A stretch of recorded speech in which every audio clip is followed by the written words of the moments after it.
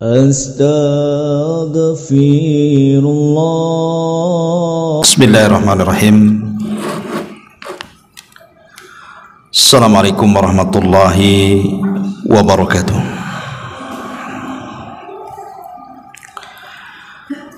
Alhamdulillah wassalatu wassalamu ala Rasulillah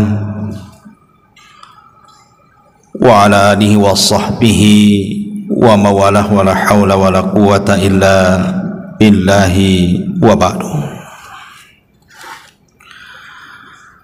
Alhamdulillah, di malam hari ini kembali kita bisa duduk bertolabul ilmi di Masjid Muhajirin. Kita doakan selalu yang telah membangunnya agar Allah senantiasa menjaganya. Tak lupa salawat dan juga salam kita hadiahkan kepada Rasul kita Nabi besar Muhammad sallallahu alaihi wasallam. Kajian di malam hari ini biasa kita masih mengkaji seputar Qasasul Anbiya, kisah-kisah para nabi. Dan malam ini kita akan mengkisahkan satu nabi yang menjadi nabi misterius. Siapa dia? Dialah Nabi Allah Khadir atau Khidir alaihi salatu wassalam.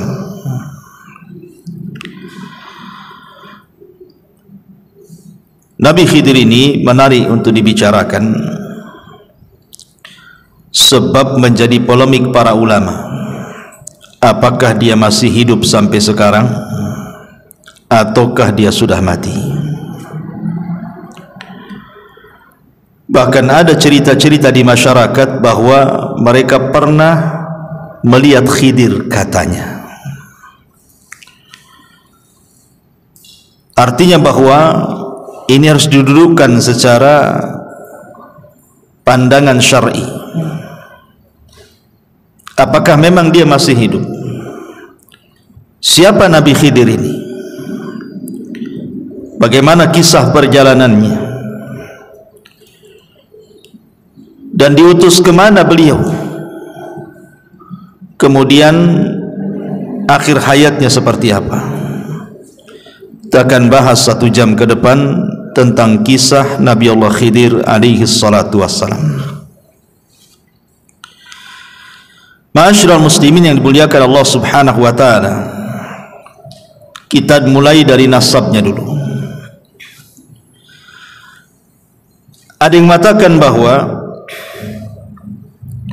Khidir alaihi salatu wassalam adalah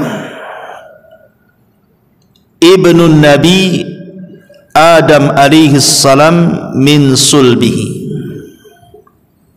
Dia adalah putra langsung daripada Adam. Ada yang mengatakan dia adalah ibnu Qabil min Adam. Dia putra daripada Qabil dan Qabil putra Adam. Ada yang mengatakan dia adalah sibtun Nabi Harun. Dia adalah cucu daripada Nabi Harun dari jalur Al-Is ibn Ishaq ibn Ibrahim. Bahkan ada yang mengatakan dia adalah putranya Fir'aun. Ini saya kan hanya menukilkan pendapat ulama. Bahkan ada yang mengatakan dia adalah anak daripada anak-anak Persia. Bahkan ada juga yang mengatakan dia salah satu turunan dari kaum Nabi Ibrahim yang beriman kepada Ibrahim. Wallahu a'lam mana yang benar satu. Tapi yang jelas bahwa di dalam Al-Quran memang tidak disebut nasabnya, karena Quran sering saya ulang-ulang bukan kitab sejarah. Quran itu kitab hidayah, sehingga hanya mencuplik beberapa kisah untuk diambil pelajaran.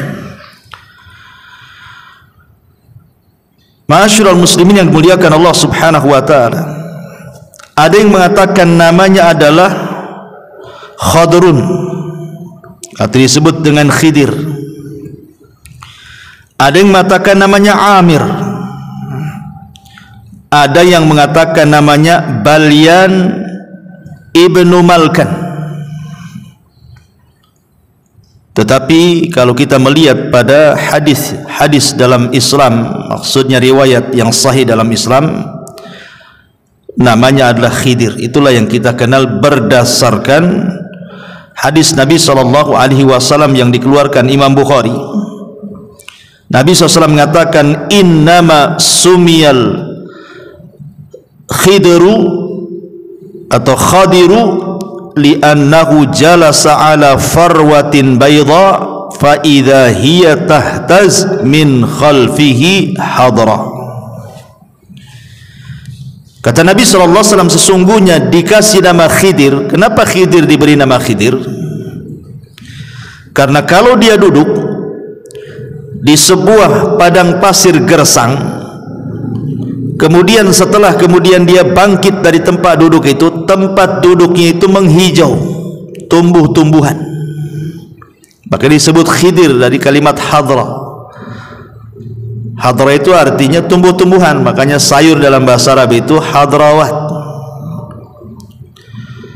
Dan itu salah satu mukjizat Nabi Khidir adalah ketika dia duduk di tempat gersang, bekas tempat duduknya itu tumbuh rumput, menghijau semuanya.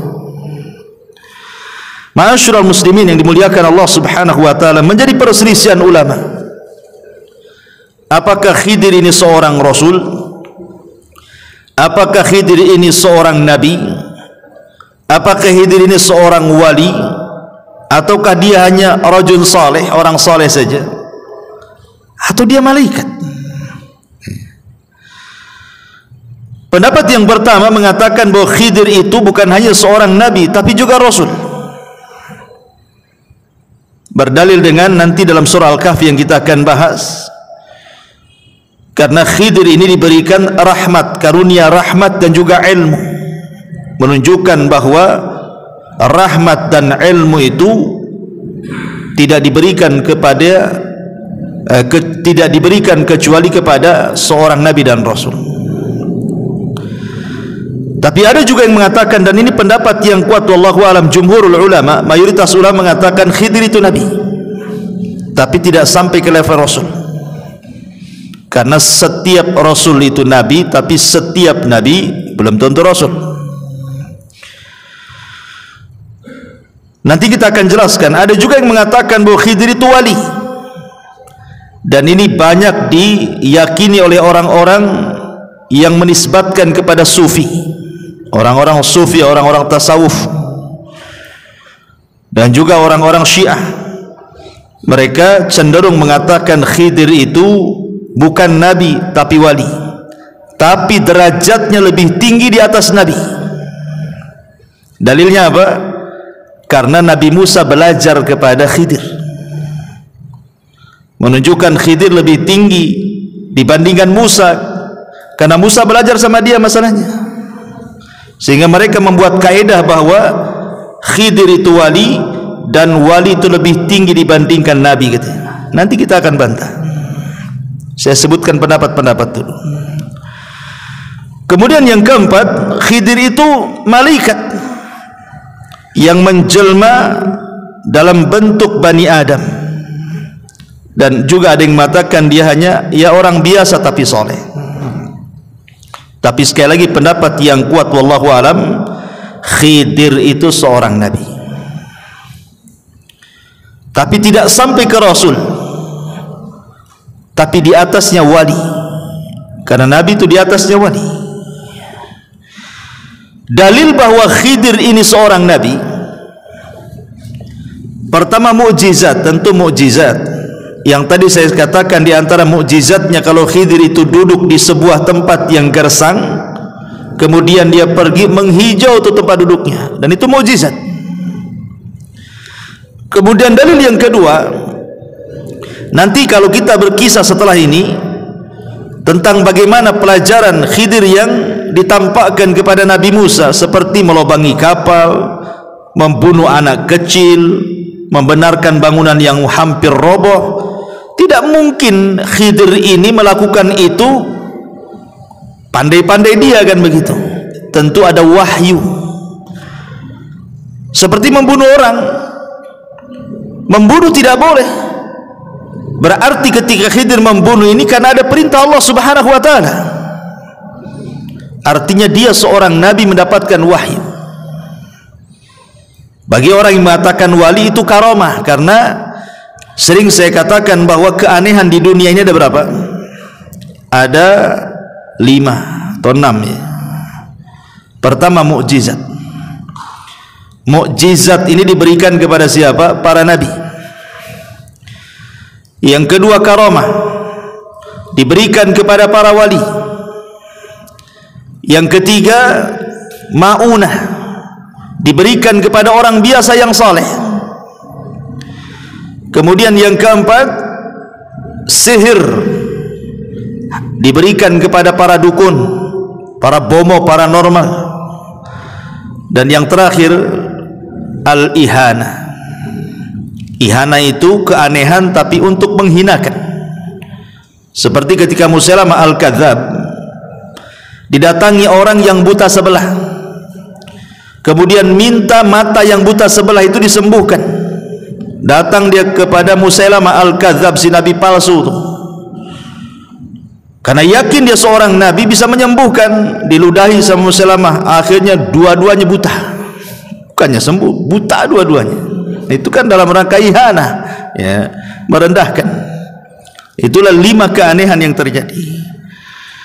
Ma'asyiral muslimin yang dimuliakan Allah Subhanahu wa taala. Adapun apakah Khidir masih hidup atau sudah mati, nanti pembahasannya di akhir. Kita akan masuk pada kisah Nabi Khidir yang saya kutip dari surah Al-Kahfi. Ma'asyiral muslimin yang dimuliakan Allah Subhanahu wa taala, disebutkan dalam Sahih Bukhari. Jadi satu hari Nabi Khidir ini dia pernah berceramah menjadi khatib di tengah-tengah Nabi Musa, afwan. Jadi satu hari Nabi Musa alaihi salatu wassalam sedang menjadi khatib di tengah-tengah Bani Israel. Tiba-tiba kemudian adalah yang hadir di situ bertanya kepada Nabi Musa, "Ya Musa, ada enggak manusia yang lebih alim dibandingkan engkau?" Tiba-tiba Musa mengatakan, "Tidak ada." Musa bukan sombong, tidak. Walaupun kenyataannya memang tidak ada orang alim di zaman itu melebihi Musa, kan begitu. Tapi Musa ini manusia, ada sisi sifat kemanusiaannya lupa. Harusnya dia mengatakan Allahu a'lam, artinya menasabkan ilmu kepada Allah Subhanahu wa taala, ataupun mengucapkan insyaallah tidak ada. Tapi dia mengatakan tidak ada orang alim melebihi diriku, katanya. Dari kalimat ini akhirnya Allah Subhanahu wa taala menjawab dari langit bahwa ada orang yang lebih alim, yang punya ilmu yang kau tak punya. Kemudian Allah Subhanahu wa taala merintahkan Nabi Musa untuk berangkat mencari orang yang dimaksud Allah. Maksudnya mencari Khidir alaihi salam. Lah dengan berangkatnya Musa mencari Khidir menunjukkan Musa tidak sombong. Sebab kalau sombong ngapain dia datang? Ketika kemudian dia mencari Khidir itu menunjukkan tawadhu'nya, bahwa dia ingin mencari juga ilmu. Tidak hanya mencukupkan ilmu yang dia miliki, dia pun ingin menambah. Dari sini kata para ulama, ada dalil tentang pensyariatan rihlah li talabul ilmi. Rihlah itu maksudnya melakukan safar, perjalanan untuk menuntut ilmu. Dan itu kebiasaan para nabi, kebiasaan para sahabat, bahkan kebiasaan para ulama. Lihat Imam Ahmad keliling dunia itu sampai 2 kali. Sampai dikatakan tafa Ahmad marrataini hatta jama'al musnad. Imam Ahmad itu keliling dunia mencari ilmu sampai berhasil mengumpulkan musnad. Buku hadis tertebal itulah buku musnad Imam Ahmad. Entah berapa ribu hadis yang dicatat oleh Imam Ahmad dalam musnadnya itu. Imam Bukhari, Imam Muslim, Abi Dawud, Tirmidzi, seluruh para ulama mereka rihlah dari satu negara ke negara berikutnya. Bahkan sebelum mereka juga para sahabat. Contoh saja umpamanya Jabir bin Abdullah radhiyallahu anhu, itu tinggal di kota Madinah. Dia mendengar hadis Nabi SAW, tapi tidak dari orang yang langsung mendengar kepada Nabi. Orang yang mendengar langsung kepada Nabi itu ada di Syam orangnya, namanya Abdullah ibn Unais. Dia ingin memastikan apakah betul Abdullah ibn Unais itu mendengar hadis yang ia dengar dari penduduk Madinah. Berangkat dia, perjalanan 1 bulan, pulang pergi 1 bulan, 2 bulan lah pulang pergi jadinya, hanya untuk memastikan satu hadis saja itu. Artinya bahwa rihlah para ulama itu luar biasa. Mereka harus mengeluarkan biaya, waktu, tenaga. Kita ini muhajirin itu kalau di Batam ini gak terlalu jauh, tapi sedikit yang datang kemari. Ya, nggak tahu kalau setelah ngaji diajak makan, tak tahu ya. Tapi yang jelas bahwa menunjukkan himmah thalabul ilmi di zaman sekarang ini kurang sekali. Entah kenapa, apa sibuk dengan dunia, sibuk dengan handphone, wallahu alam. Tapi yang jelas bahwa himmah, semangat thalabul ilmi di zaman dulu itu luar biasa, karena ilmu dan para penuntutnya dihargai. Tapi zaman sekarang sudah ilmu tidak dihargai, para penuntutnya tidak dihargai, ustadznya pun tidak dihargai. Makanya itu menjadi malas untuk belajar. Taib. Kemudian setelah itu Musa alaihi salatu wassalam mengajak pembantunya namanya Yusha ibn Nun. Dan begitu para nabi selalu bawa pembantu. Ketika Nabi SAW berdakwah ke Taif, siapa yang dibawa? Zaid ibn Harith, untuk membantu Nabi dalam berdakwah. Sebagaimana Rasul mengambil Zaid ibn Harith, maka Musa mengambil Yusha ibn Nun yang kelak akan menjadi penerusnya. Setelah Musa meninggal, Harun meninggal, Yusha inilah yang akan memimpin Bani Israel untuk mengambil alih Baitul Maqdis. Bahkan Musa juga tidak berhasil, karena dia keburu meninggal di Ardut Tih, di bumi Tih, karena pembangkangan Bani Israel. Padahal nama Yusha dalam Al-Quran kan tidak disebut namanya kan. Allah membahasakan dengan kalimat fatah, pemuda. Namanya siapa pemuda ini? Baru dijelaskan oleh ahli tafsir bahwa yang dimaksud pemuda dalam surah Al-Kahfi itu maksudnya Yusha ibn Nun. Tapi lihat, walaupun namanya tidak dicantumkan dalam Al-Quran, tapi dia bisa mengukir sejarah melebihi Nabi Musa, padahal tidak dikenal. Menunjukkan bahwa mengukir sebuah jasa untuk kebaikan orang itu tidak mesti harus dikenal manusia. Gak apa-apa kita dikenal Allah, tidak dikenal di hadapan manusia, seperti Yusha ibn Nun. Ma'asyiral muslimin yang dimuliakan Allah Azza wa Jalla, berangkatlah kemudian dua manusia mulia ini, Musa dan juga Yusha ibn Nun, dalam rangka mencari ilmu untuk mencari keberadaan Khidir alaihi salam. Kita mulai kisahnya. Dimulai daripada surah Al-Kahfi ayat 61 dan seterusnya. Allah Subhanahu wa taala mengatakan, "Wa idz qala Musa li fatahu la abrah hatta ablugha majma'al bahraini au amdiya hukubah." Dan ingatlah ketika Musa berkata kepada Yusha ibn Nun pembantunya, "Aku tidak akan berhenti berjalan untuk mencari ilmu sebelum sampai ke tempat pertemuan dua air lautan, atau aku akan berjalan terus sampai bertahun-tahun, entah berapa lamanya." Karena ada yang mengatakan, ahli tafsir itu, Musa itu mencari Khidir sampai 80 tahun. Ada yang mengatakan seperti itu, wallahu a'lam. Ya. Sekarang pertanyaannya, mencari alamat yang tidak jelas itu kan perkara yang sulit, ikhwan.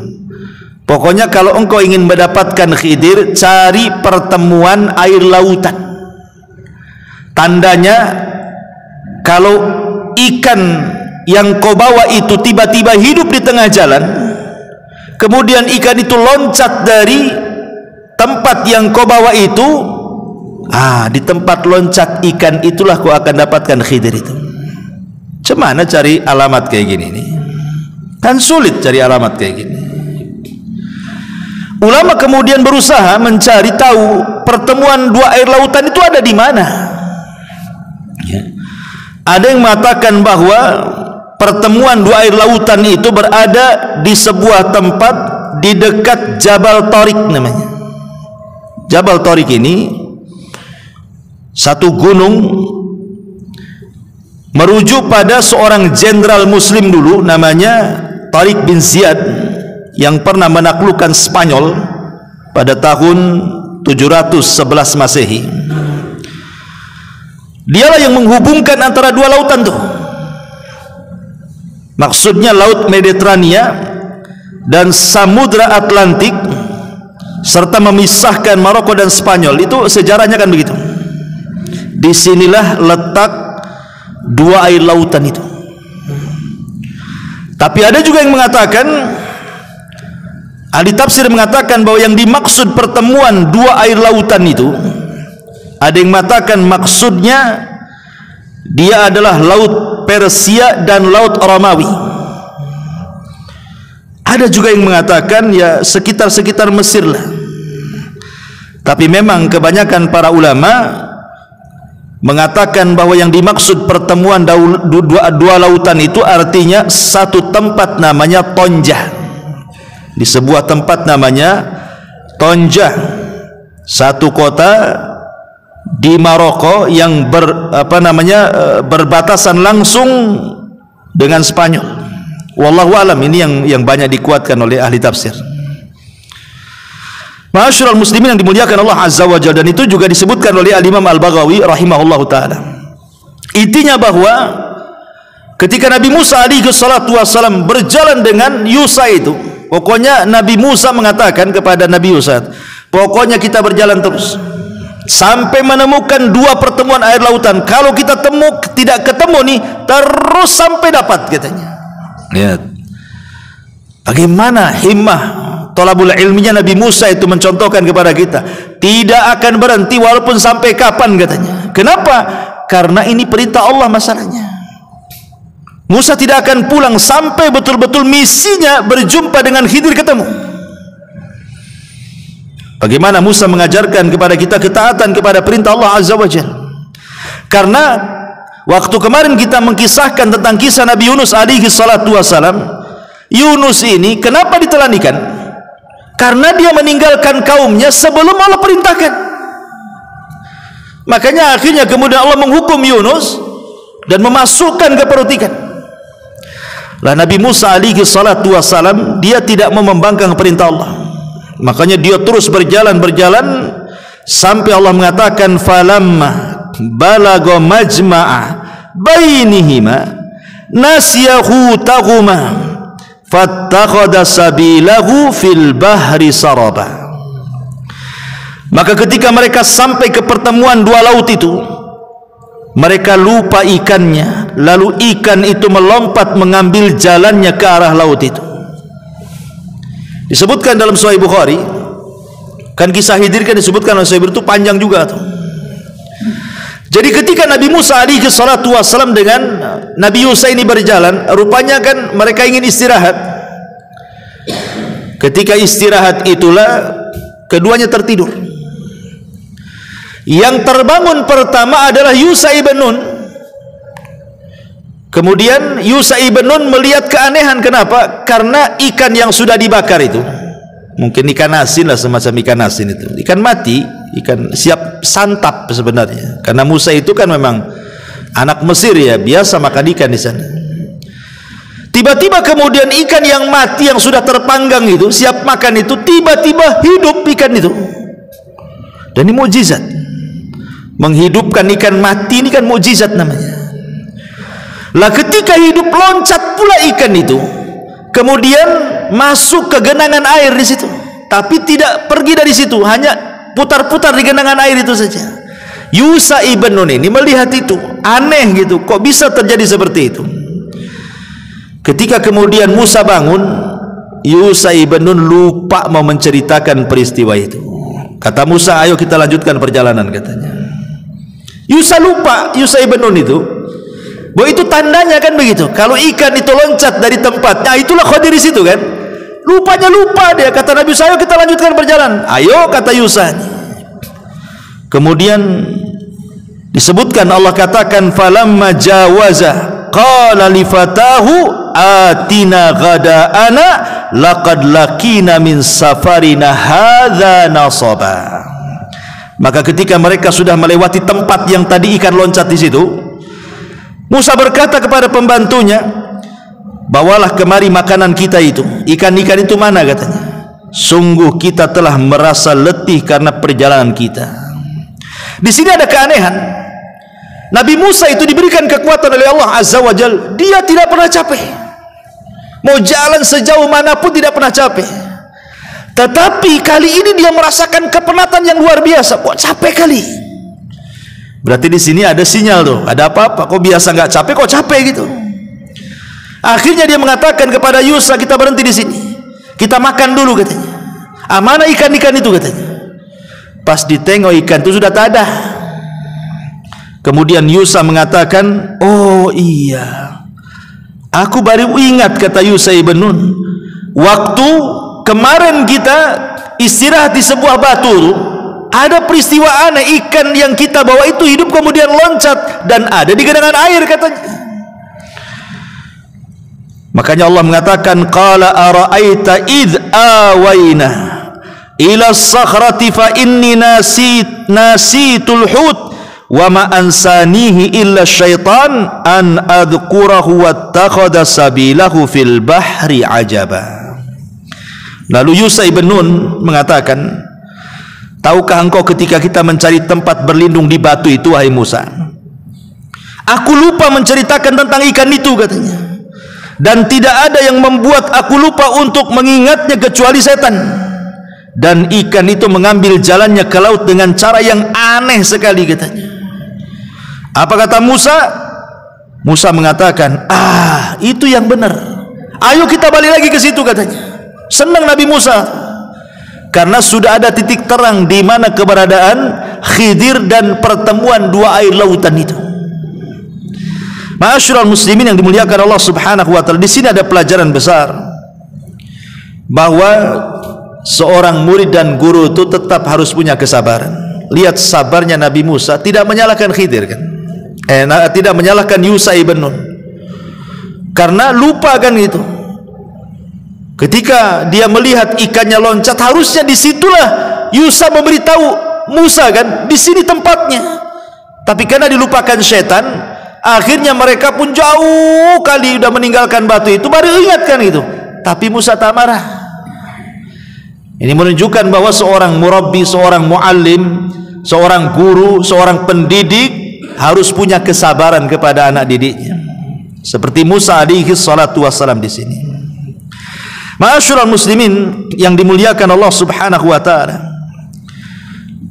Ketika sampai di batu itu, tiba-tiba kemudian Musa dan Yusha ini melihat ada orang yang berbaju tebal, longgar, lebar, ya. Sebagaimana disebutkan dalam hadis Bukhari, falamma intahaya ila sakhrati idza rajulun musajjin bi thawbin. Kata Nabi SAW, ketika keduanya Yusha dan juga Musa ini sampai di batu itu, tiba-tiba ada seorang laki-laki yang menggunakan pakaian sangat longgar sekali. Fasallama Musa, maka Musa pun mengucapkan salam, assalamualaikum. Faqala Khidir, rupanya Khidir itu di depan dia. Khidir mengatakan, wa anna bi ardikas salam. Bagaimana cara mengucapkan salam di negerimu? Seolah-olah Khidir aneh gitu, kok ada mengucapkan salam di negeri dia, nggak ada orang mengucapkan salam tuh. Kemudian Khidir tanya, siapa kamu? Maka Musa mengatakan, ana Musa, saya ini Musa. Kata Khidir, Musa siapa? Kata Nabi Musa, Musa Bani Israel. Baru ngeh dia. Oh, kamu Musa Bani Israel. Dari sini menunjukkan apa? Khidir itu tidak tahu yang gaib. Sebagaimana prasangka sebagian orang terhadap Khidir itu, bahwa Khidir itu manusia yang punya ilmu laduni, mampu menerawang, mampu melihat hal-hal gaib. Menebak Nabi Musa aja tak bisa. Siapa kamu? Kalau dia memang tahu yang gaib kan sudah tahu, oh kamu Musa Bani Israel. Kenapa mesti tanya dulu? Ya. Dari sini menunjukkan bahwa Khidir itu juga sama dengan yang lainnya, tidak tahu yang gaib kecuali yang Allah beritahukan saja, karena kegaiban itu hanya milik Allah Subhanahu wa ta'ala.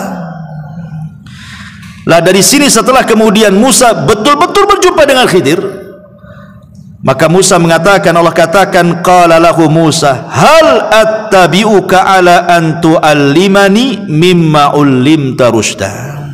Musa berkata, bolehkah aku mengikutimu agar engkau mengajarkan kepadaku ilmu yang benar yang telah diajarkan kepadamu untuk menjadi petunjuk bagiku, katanya. Di sini ada pelajaran adab. Seorang pelajar, seorang thalabatul ilmi, kalau hendak meminta ilmu kepada seorang guru ya harus beradab. Lihat Nabi Musa saja beradab. Padahal secara kedudukan Musa itu jauh di atas Khidir. Bagaimana tidak jauh di atas Khidir? Dia bukan hanya seorang nabi, dia bukan hanya seorang rasul, dia adalah kalimur rahman, dia adalah ulul azmi minar rusul, dan dialah nabi yang paling masyhur dari seluruh nabi-nabi Bani Israel, dan turun Taurat padanya. Khidir tidak ada kitab turun kepada dia, tapi karena Musa berhajat ingin mengambil ilmu Khidir, maka dia beradab, meminta dengan sangat lembutnya dan mengatakan, bolehkah aku mengikutimu agar engkau mengajarkan kepadaku ilmu yang benar yang telah Allah ajarkan kepadamu supaya menjadi petunjuk bagiku, katanya. Subhanallah, bagaimana Musa beradab. Dari sini kata para ulama, la yambulu ar-rajulu, la yambulu ar-rajulu, orang itu belum dikatakan cerdas kecuali dia bisa mengambil ilmu ala man fauqahu wa ala man dunahu wa ala man siwahu, kecuali dia bisa mengambil ilmu dari orang yang di atas dia, dari orang yang di bawah dia, atau dari orang yang setara dengan dia. Itu baru cerdas orang itu. Ma'asyiral muslimin yang dimuliakan Allah Azza wa Jalla. Dan di sini juga ada pendalilan yang salah yang saya katakan tadi. Ada sebagian orang menganggap bahwa wali itu lebih tinggi dibandingkan nabi. Buktinya apa? Khidir menjadi gurunya Nabi Musa. Berarti wali itu lebih tinggi dibandingkan para nabi. Kita katakan nabi lebih tinggi dibandingkan wali. Nabi itu lebih tinggi dibandingkan wali. Dari mana kita tahu? Karena Nabi Musa alaihi salatu wassalam, dia mengatakan dalam hadis itu, ya Musa, ketika dalam perjalanan Nabi Musa alaihi salatu wasallam dengan Khidir, salah satu diskusinya adalah, ya Musa inni ala ilmin min ilmillah allimnihi la ta'lamhu anta wa anta ala ilmin allamakahu la a'lamuhu, kata Khidir. Hai Musa, aku punya ilmu yang kau tak punya, tapi kau juga punya ilmu yang aku tidak punya. Ya. Ini bantahan bahwa orang-orang yang menganggap bahwa Khidir itu lebih tinggi dibandingkan Musa, maknanya Khidir itu wali, Musa itu nabi. Kok nabi belajar sama wali, berarti wali lebih tinggi dibandingkan nabi. Kita katakan di sini ada dialog. Khidir sendiri yang ngomong kepada Nabi Musa, hei Musa, aku punya ilmu yang kau tak punya, tapi aku juga tak punya ilmu yang kau punya. Artinya masing-masing punya ilmu di sini. Kecuali kalau memang Musa tidak punya ilmu kecuali Khidir yang punya, itulah. Ini kan masing-masing punya ilmu. Dan kita tidak ragu lagi bahwa ilmu yang dimiliki Nabi Musa jauh lebih banyak dibandingkan ilmu yang diberikan kepada Khidir.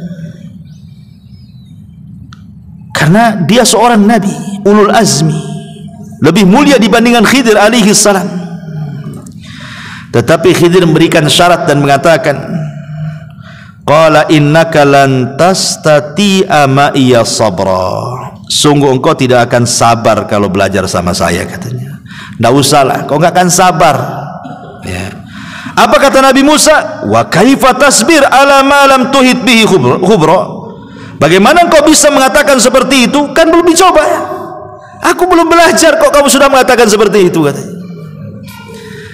Kemudian Nabi Musa meyakinkan kepada Khidir dan mengatakan, satajiduni insyaallah sabira wala a'silaka amra. Insyaallah akan engkau dapati aku termasuk orang yang sabar dan aku tidak akan menentangmu dalam urusan apapun. Itu janjinya Nabi Musa. Saya akan sabar, apapun yang kau ajarkan saya terima. Di sini ada faedah apa? Seorang talabul ilmi harus punya kesabaran. Kalau tidak punya kesabaran tidak akan dapat ilmu itu. Makanya Yahya bin Abi Katsir mengatakan apa? Ilmu itu tidak akan didapat birahatil jismi, dengan istirahatnya badan. Antum kalau duduk tidur nggak akan dapat ilmu. Tapi antum kalau datang ke majelis ta'lim, mendengarkan atau beli buku, baca buku atau dengerin YouTube ustadz-ustadz yang sedang ceramah, baru dapat ilmu. Kalau kelayapan ke sana kemari, kuliner ke sana kemari, ilmu ya ilmu kuliner dia dapat lah. Tapi ilmu agama dia tak akan dapat. Kemudian fantalaqa, Khidir mengatakan, fa inittaba'tani. Ini syarat yang harus dipegang Nabi Musa. Jika engkau mengikutiku, kata Khidir, fala tas'alni an syai'in, jangan pernah menanyakan sesuatu kepadaku, hatta uhditsa laka minhu dzikra, sampai aku yang menerangkannya. Kau diam saja, kau lihat saja. Awas kalau kau bertanya, kata Khidir. Dari ancam duluan tuh.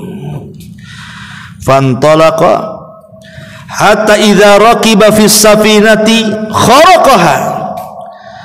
Ini pelajaran pertama nih. Berangkatlah dua manusia mulia dan juga Yusha ibn Nun, ini bertiga berarti kan, dalam satu perahu. Dalam hadis Bukhari, ketika pemilik perahu itu melihat Khidir, rupanya kenal bahwa Khidir ini orang mulia di tengah-tengah mereka, makanya ketika naik perahu tidak usah bayar. Jadi nggak ada bayar, langsung naik saja Nabi Musa itu dengan Khidir di situ. Di tengah perjalanan, di tengah-tengah lautan itu, sambil berbincang-bincang Musa dengan Khidir, tiba-tiba melihat burung. Burung itu tiba-tiba menuki ke lautan, kemudian mengambil sebagian kecil air dengan paruhnya, kemudian naik lagi, kemudian hinggap di ujung perahu. Khidir alaihi salatu wassalam mengatakan, ya Musa, ma naqasa ilmi wa ilmuka min ilmillah illa kanaqrati hadal usfur fil bahri. Lihat Musa, tuh burung tuh yang nuki, kemudian ngambil air dengan paruhnya, kemudian terbang lagi. Ilmu saya dengan ilmu kamu kalau digabungkan itu hanya seteguk air yang diminum oleh burung itu. Adapun lautan ini, inilah ilmu Allah, katanya. Lihat bagaimana di sini ada pelajaran bahwa ilmu yang diberikan Allah kepada kita ini hanya satu teguk yang diteguk oleh burung saja. Itulah dengan satu teguk itulah ada yang jadi profesor, ada yang jadi dokter, ada yang jadi insinyur, ada yang jadi penemu, jadi orang cerdik, cerdas, pandai, dan begitu seterusnya. Hanya setitiklah ilmu Allah yang Allah berikan kepada kita itu. Lebihnya lautan itu ilmu Allah. Di sini ada pelajaran, jangan sombong. Satu jengkal di bawah kaki aja kita nggak tahu apa isinya. Tiba-tiba kemudian sombong pula di hadapan Allah Azza wa Jalla, takabur dengan pengetahuannya, dengan kekayaan, dengan jabatannya. Siapa Anda? Ilmu yang Anda miliki itu bagian dari ilmu yang setetes yang diteguk burung itu. Ya.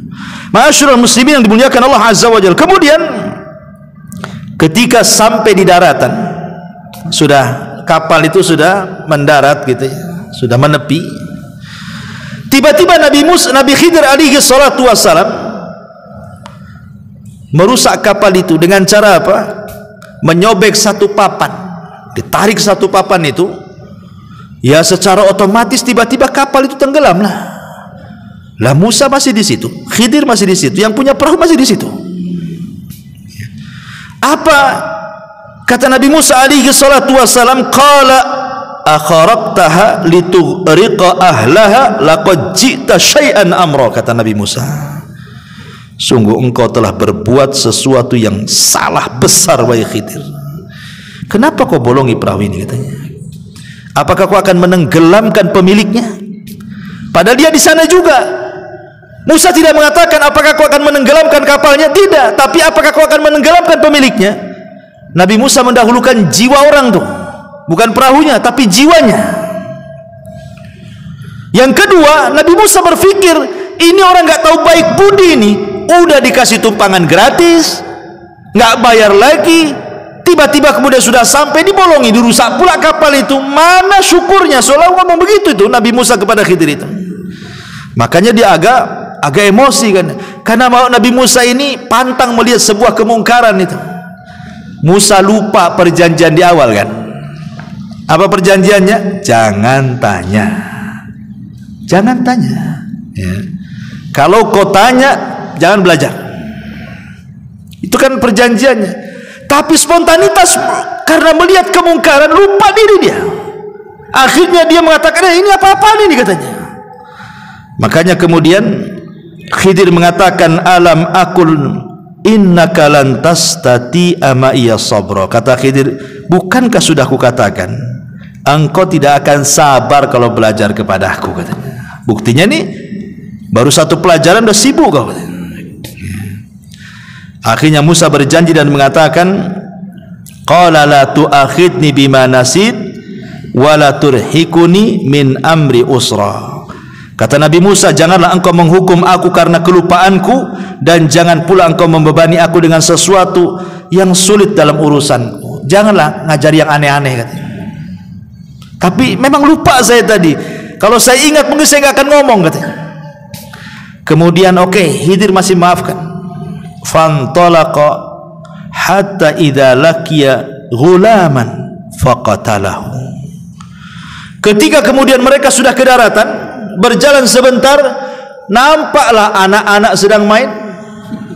Rupanya ada anak yang paling ganteng, yang paling baik, pokoknya yang paling ganteng dari semua anak-anak kecil itu. Khidir datang ke tempat itu, diambil pula anak itu. Kemudian diambilkan batu, kemudian batu itu dalam riwayat Bukhari dibenturkan ke kepalanya. Tidak cukup sampai itu, dipisahkan kepala sama badannya. Oh, ini ngeri kali pelajarannya nih. Ini belajar apa ini? Nah, nyomot anak-anak, kemudian ngambil batu, dibentur kepalanya, nggak sampai situ, dilepaskan pula kepala dari badannya. Itu riwayat Bukhari itu. Sampai seperti itu pelajarannya. Ini Musa ini nggak lupa, ingat bahwa dia tidak boleh ngomong, tapi masalahnya ini sudah masalahnya lain ini. Bukan kalau tadi lah bolongi kapal, dia lupa. Dia ingat tidak boleh banyak ngomong, tapi masalahnya kemungkaran ini bukan kemungkaran kecil, bunuh orang. Musa marahlah. Dia mengatakan apa? Dia mengatakan kepada Khidir alaihi salam, seolah-olah mengatakan, ya Khidir, aqatalta nafsan zakiyatan bi ghairi nafsin laqad ji'ta syai'an nukra, katanya. Agak keras Nabi Musa nih. Kalau tadi keras memang lupa dia kan dengan aturan belajar. Ini dia ingat dia, tapi dia nggak sabar. Ini mana ada pelajaran bunuh-bunuh orang nih. Musa mengatakan, mengapa engkau bunuh jiwa yang bersih bukan karena dia membunuh orang lain? Sungguh engkau telah melakukan sebuah perbuatan yang sangat-sangat mungkar, menghabisi nyawa orang. Apalagi yang kau habisi itu anak gak punya dosa, belum balik. Salah apa dia? Macam mana kau bisa bunuh anak ini? Lo belum balik, belum punya dosa, kenapa kau bunuh? Ketika Musa ngangkat suara, Khidir lebih ngangkat lagi suaranya. Diangkat lagi, sama-sama ngangkat nih. Apa kata Khidir? Qala alam aqul laka. Kalau tadi innaka, ini laka, pakai laka lagi. Dalam bahasa Arab artinya laka ini lebih keras daripada kalimat innaka. Alam aqul laka innaka lan tastati'a ma iya sabra. Sudah kukatakan, kau nggak akan sabar kan? Kata seolah seperti itu ya. Sudah kukatakan dari awal, kau nggak akan sabar. Musa nggak lupa ini, betul-betul ingat gitu. Tapi karena masalah pembunuhan dia nggak bisa tutup mulut kan itu, dia harus bicara. Tapi akhirnya Musa pun agak sedikit merendah dan mengatakan, qala in sa'altuka an syai'in ba'daha fala tusahibni laqad balagta min ladunni udhra. Kata Nabi Musa, ya sudah gini saja, jika aku bertanya lagi kepadamu tentang sesuatu setelah ini, maka janganlah engkau memperoleh aku menyertaimu lagi. Dah, nggak usah lagi sama aku. Sesungguhnya engkau sudah cukup bersabar menerima alasanku, katanya. Ini terakhir kata Musa. Kalau sampai aku bertanya lagi, udahlah sampai di situ aja. Nggak apa-apa, saya nggak ikut lagi, katanya. Akhirnya Khidir memberikan uzur lagi untuk ikut lagi bersama dia. Fantalaqa hatta idza ataya ahla qaryatin istat'ama ahlaha fa'abau an yudhayyifuhuma fawajada fiha jidaran yuridu an yanqad fa'aqamahu. Maka keduanya berjalan hingga ketika keduanya sampai kepada penduduk sebuah negeri, mereka berdua meminta dijamu oleh penduduknya, tetapi mereka penduduk itu tidak mau menjamu mereka. Kemudian keduanya mendapatkan dinding rumah yang hampir roboh di negeri itu. Lalu dia berkata kepada Nabi Musa, kita tegakkan sebelum roboh, katanya. Yang ini beda pula, yang ini agak baik nih. Sebelum-sebelumnya tak baik kan, bolongi kapal tak baik kan itu, bunuh orang lebih tak baik lagi. Ini pula berbuat baik. Dinding mau roboh diperbaiki lah. Ini gimana ini kan? Ini seolah terbalik 180 derajat nih pelajarannya nih ya. Ada yang mengatakan ahli tafsir bahwa negeri yang didatangi yang rusak itu adalah namanya Antokia. Ya, negeri itu namanya negeri Antokia. Negeri itu rusak serusak-rusaknya. Semuanya bakhil. Nggak ada orang baik di situ. Ketika melihat ada orang asing itu mereka nggak peduli. Padahal Khidir dan Nabi Musa ini sudah kelaparan. Tetapi ketika kemudian masuk ke negeri Antokia itu, satu orang pun tidak mau menjamu. Akhirnya kata Khidir ini, kalau gitu kita cari tempat lain. Ini penduduk ini jahat semua nih. Keluar, sebelum keluar di perbatasan kota itu adalah rumah sudah doyong mau roboh ya. Jadi Khidir mengatakan kepada Musa, tunggu dulu, ini rumah mau roboh nih, kita perbaiki rumah ini dulu. Kata Nabi Musa, ya Khidir, kenapa kita tidak mengambil rumah yang jelas-jelas ada penghuninya? Kalau kita perbaiki kan dapat upah, kita bisa makan tuh dengan upah tuh. Ini tak jelas penghuninya, kemudian kita perbaiki, dapat apa kita di sini, katanya. Nah, ini sudah pertanyaan ketiga. Ya, makanya kemudian Khidir marah dan mengatakan, hada firaqi baini wa bainik. Inilah perpisahan antara aku dengan kamu. Sudah, ini udah ketiga kalinya masalahnya ngomong ya. Ma'asyiral muslimin yang dimuliakan Allah Subhanahu wa taala, lah sebelum berpisah itulah Khidir menjelaskan kenapa dia sampai membolongi kapal, kenapa dia sampai membunuh jiwa anak kecil yang tak bersalah, kenapa sampai memperbaiki dinding yang mau roboh. Apa kata Khidir kepada Musa sebelum pisah? Ammas safinatu fakanat limasakina ya'maluna fil bahri fa'aradtu an aibaha wa kana wara'ahum malikun ya'khudhu kulla safinatin ghasbah. Adapun perahu itu adalah milik orang miskin. Miskin itu artinya punya pekerjaan tapi tidak cukup. Kalau fakir memang sama sekali tak punya pekerjaan. Jadi miskin dengan fakir itu, fakir di bawahnya, miskin di atasnya.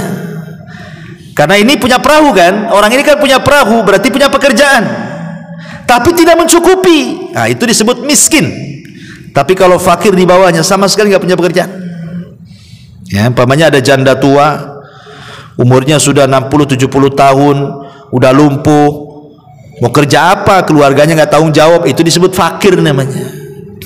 Nah, makanya orang-orang yang membantu orang-orang seperti ini al-armalah ini, orang-orang janda-janda tua yang enggak sanggup lagi bekerja, enggak ada yang bertanggung jawab, maka pahalanya sama dengan Anda sholat malam setiap malam dan Anda puasa sunnah setiap hari. Ya, karena orang fakir yang dibantu oleh kita. Kalau miskin di atas itu masih punya pekerjaan seperti orang ini punya perahu, ya, tapi tidak mencukupi.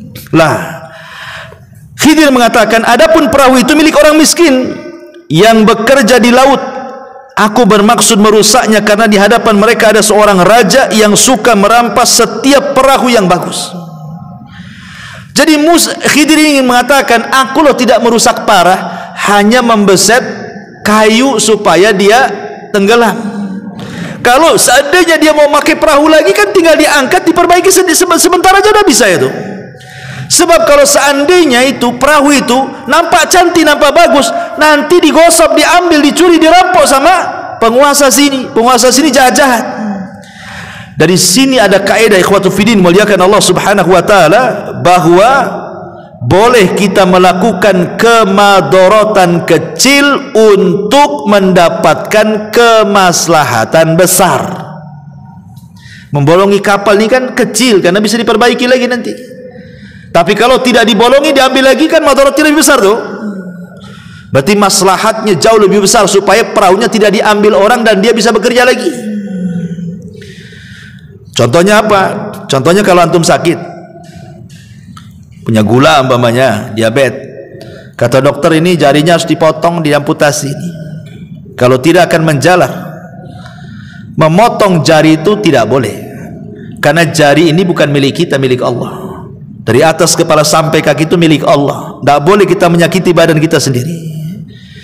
Tapi kalau seandainya kata dokter ini harus dipotong, diamputasi nih, kalau enggak nanti kemana-mana itu virusnya, berarti kita memotong itu sebenarnya salah, tidak boleh. Tapi karena ada maslahat besar, kalau tidak dipotong mati, berarti boleh memotong jari untuk kemaslahatan yang lebih besar, hidup dia, gitu maksudnya. Nah, itulah namanya kaidah melakukan madarat kecil untuk mendapatkan maslahat besar. Ya, dan ini kaidah ini ma'ruf, bisa dipakai di mana-mana. Kemudian dia mengatakan, wa ammal ghulam fakana abawahu mu'minaini fakhashina an yuhriqahuma tughyanan wa kufra.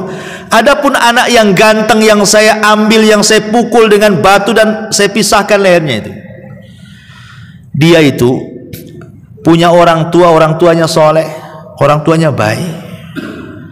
Aku takut kalau dia besar, anak ini jadi kufur, jadi jahat, durhaka, akhirnya mengganggu agama kedua orang tuanya. Makanya kubunuh sebelum dia besar. Ini kan tidak mungkin Khidir melakukannya kecuali karena wahyu. Tidak bisa antum main-main, anak pengenlah jadi Khidir. Tengokin anak-anak yang lagi main-main tuh, siapa yang paling nakal, antum ambil tusuk pakai pisau. Kenapa Ustaz? Kenapa kau tusuk tuh? Nampak kecil-kecil dan nakal tuh, nanti udah besar apa kurang ajar katanya. Ini nggak ada bisa kita lakukan seperti Khidir, karena kita udah nggak dapat wahyu. Khidir ini melakukan karena wahyu. Dan ini juga ada dalil bahwa bagaimana Allah mengatakan, wa asa an tuhibbu syai'an wa huwa syarrul lakum wa asa an takrahu syai'an wa huwa khairul lakum. Terkadang yang kita anggap baik buruk pula di sisi Allah. Terkadang apa yang kita anggap buruk baik pula di sisi Allah. Meninggalnya anak ini kan keburukan. Mana ada orang tua yang menginginkan anaknya mati? Enggak ada orang tua yang menghendaki anaknya mati, kan? Wa asa an takrahu syai'a. Tapi terkadang apa yang kita anggap buruk ini menjadi kebaikan bagi dia di sisi Allah. Kalau tidak dibunuh sama Khidir, dia akan besar, bisa saja dia membunuh orang tuanya.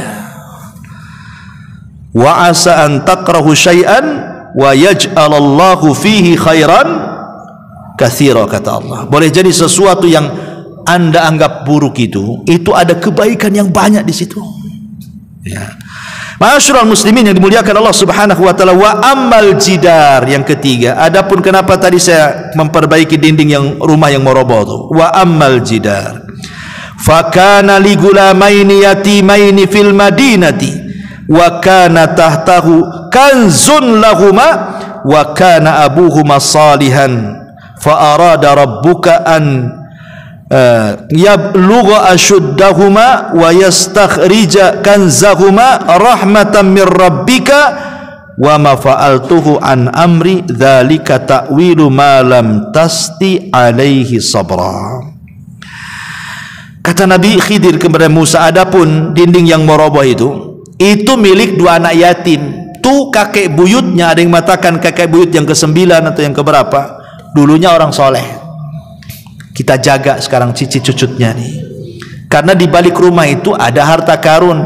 Sempat roboh rumah ini, kita tahulah ini orang-orang Antokia ini jahat-jahat. Kita aja masuk gak mau dikasih makan, tiba-tiba dapat harta karun.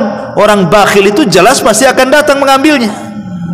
Makanya kita rawat hartanya supaya jadi warisan. Dari sini kata para ulama, kalau ingin baik anak-anak kita, maka baiklah kita. Kalau kita baik, orang tua baik, kita soleh, istri kita soleha, jangan khawatir tentang anak kita. Sekalipun kita meninggal, Allah akan utus malaikat merawat mereka. Lihat di sini, Allah utus Khidir dan Musa untuk merawat anak kecil kan. Maksudnya harta warisannya dirawat. Karena apa? Karena kakek buyutnya itu ada yang soleh tuh. Berarti menunjukkan bahwa kesolehan itu bisa ditularkan kepada anak cucunya walaupun dia sudah meninggal. Ya. Maka penting memberikan contoh kepada orang lain. Ya. Ini diantara takwil daripada Khidir kepada Musa alaihi salam, dan dia akhiri dengan mengatakan apa? Wa ma fa'altuhu an amri. Musa, aku tidak melakukan ini bukan karena pandai-pandai aku, tidak, tapi ini karena perintah Allah. Dari sini menunjukkan Khidir itu nabi, ya, karena bukan atas kehendak dia, tapi ada yang nyuruh. Siapa yang nyuruh? Allah subhanahu wa ta'ala. Inilah perkara yang kau tidak bisa sabar di situ. Kata Nabi sallallahu alaihi wasallam ketika menceritakan kisah Khidir dan Musa ini, disebutkan dalam hadis yang disepakati Bukhari Muslim, apa kata Rasul? Yarhamullahu Musa lawaridana law sabara hatta yaqussa alaina min amrihima. Semoga Allah merahmati Musa.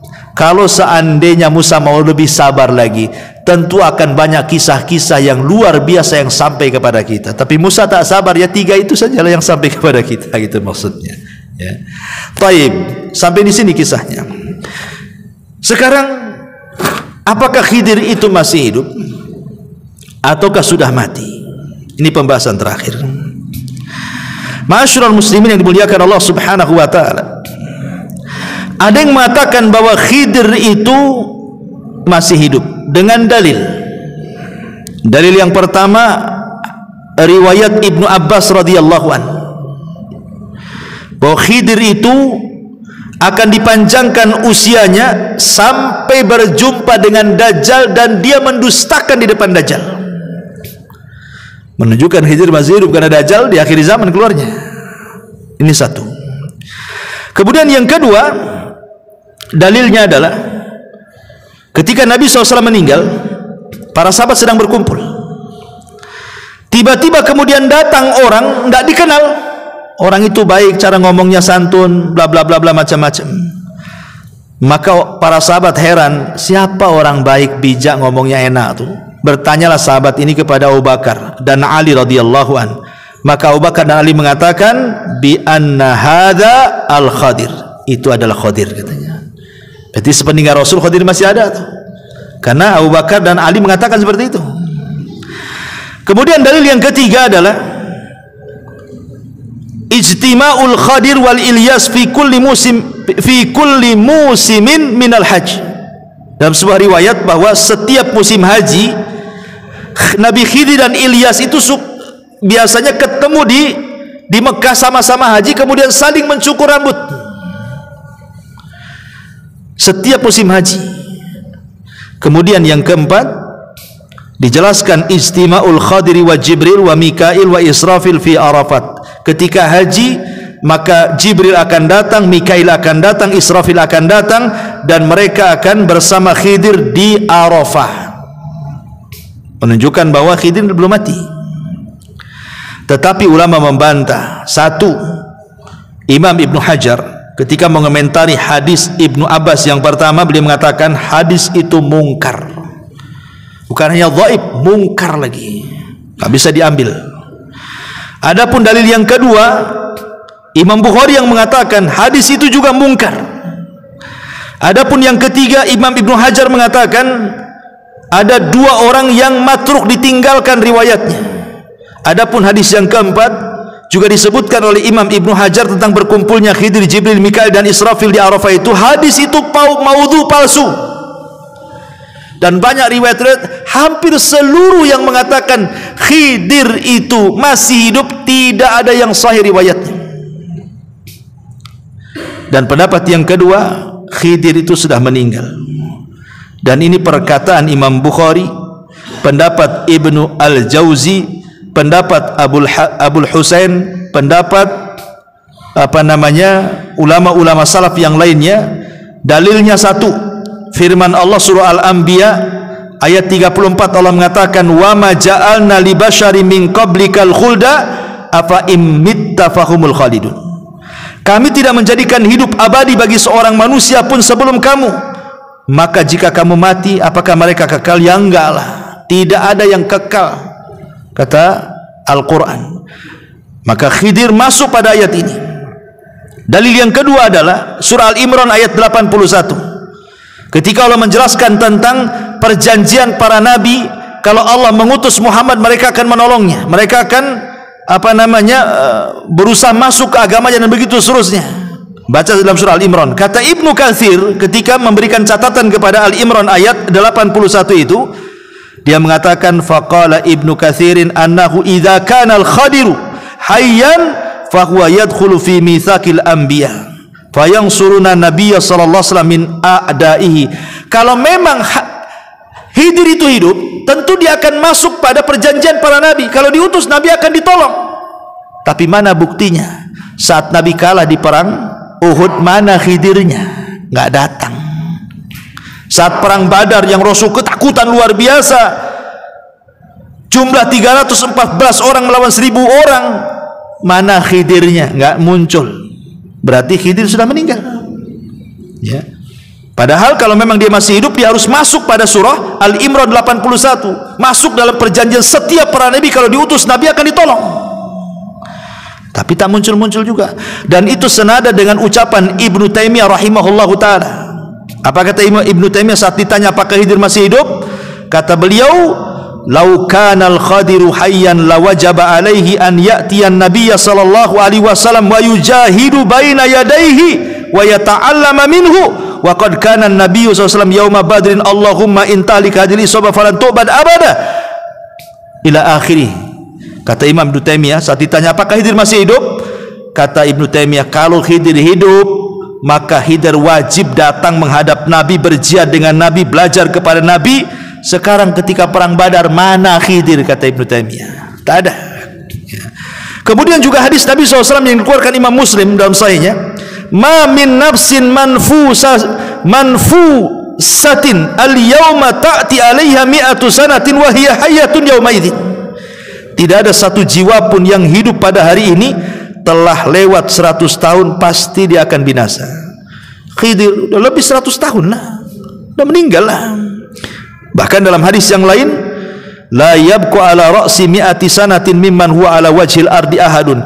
Tidak akan tersisa seorang pun di muka bumi ini pada 100 tahun yang akan datang. Artinya sudah meninggal lah, ya. Maka pendapat yang kuat wallahu alam, Khidir sudah meninggal. Bahkan Ibrahim Al-Harbi pernah bertanya kepada Imam Ahmad. Imam Ahmad ditanya soal apakah Khidir hidup ataukah mati. Imam Ahmad ditanya siapa? Oleh Ibrahim Al-Harbi. Apa kata Imam Ahmad? Man ahalla ala ghaibin lan yansab minhu wa ma alqa hada illa syaitan. Siapa yang menekuni masalah-masalah gaib klinik, dia tidak akan bisa bersikap proporsional dalam masalah ini. Tidak ada yang membisikkan berita itu kecuali setan, katanya. Nah, itu tegas Imam Ahmad tuh. Kalau ada yang mengatakan Khidir hidup, kata Imam Ahmad, tidak ada yang membisikkan Khidir hidup kecuali setan. Itu Imam Ahmad yang ngomong begitu, ya. Dari sini kita tahu bahwa Khidir sudah meninggal dunia. Wallahu a'lam bishawab. Subhanakallahumma bihamdika Asyhadu an la ilaha illa anta astaghfiruka wa atubu ilaik.